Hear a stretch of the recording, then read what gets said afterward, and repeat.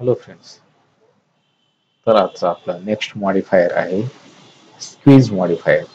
या मॉडिफायरचा यूज करून आपण एका डिफरंट टाईपचा ऑब्जेक्ट क्रिएट करून बघूया. ओके, इथं आलो मी क्रिएटमध्ये आल्यानंतर सपोज मी काय करतो, एक सिलेंडर घेतो. इथून असा एक सिलेंडर घेतला.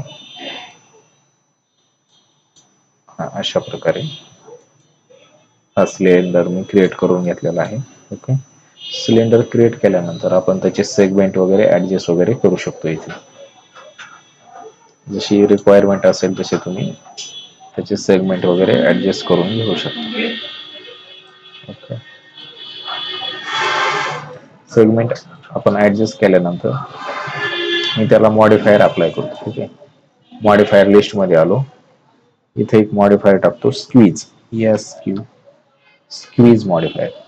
ओके, स्क्वीज मॉडिफायरला मी क्लिक करतो. ते अप्लाय झालेलं आहे. आता आपण इथून त्याचे व्हॅल्यू वगैरे किंवा त्याचे जे पॅरामीटर असतील ते आपण ऍडजस्ट करणार आहोत. ओके, तर फर्स्टली मी काय करेल, इथं अमाऊंटला ऍडजस्ट करेल. बघू शकता तुम्ही असा पेन टाईप एक, या ठिकाणी पेन्सिल टाईप एक ऑब्जेक्ट क्रिएट होत आहे. ओके, असं बघू शकता तुम्ही. त्यानंतर हा कर्व मी ची व्हॅल्यू इन्क्रीज करून बघू शकतो. ओके, अशा टाईपचं एक मॉडेल आपल्याला इथं शो होत आहे कर्वला ऍडजस्ट केल्यानंतर. त्यानंतर मी काय करतो, हे रेडियल स्क्वीज जी अमाऊंट आहे याला इन्क्रीज करून बघतो. एक असा प्रकारचा ऑब्जेक्ट आपल्याला इथं क्रिएट झालेला दिसेल. ओके, त्याचा कर्व वगैरे तुम्ही इन्क्रीज कमी जास्त करू शकता. ओके, असा शो होईल. ओके, त्यानंतर आपल्याला इथं लिमिट वगैरे तुम्ही ऍडजस्ट करू शकता. अप्पर लोअर लिमिट तुम्ही त्याचं कमी जास्त असं करू शकता. ओके, जसं तुम्हाला रिक्वायर असेल तसं तुम्ही त्याचं लिमिट वगैरे ऍडजस्ट करून घ्या.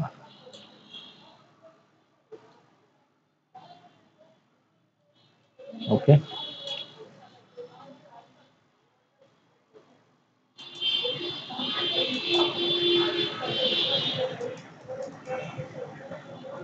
इथून बायस व्हॅल्यू पण ऍडजस्ट वगैरे करू शकता तुम्ही. अशी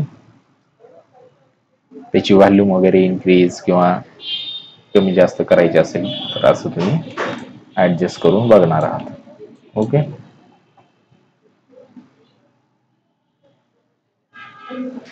वेगवेगळ्या शेप मध्ये तुम्ही ह्याला ऍडजस्ट वगैरे करून बघणार.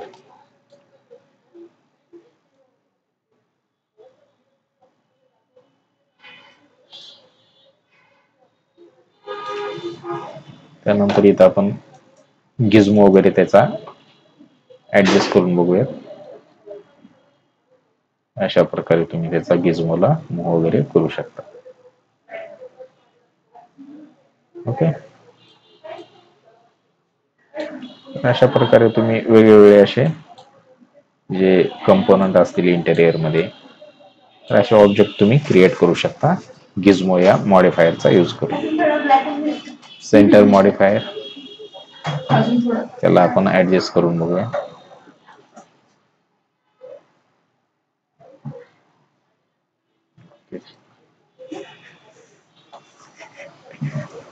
तर अशा प्रकारे आपण त्याला क्रिएट केलेला आहे हा ऑब्जेक्ट.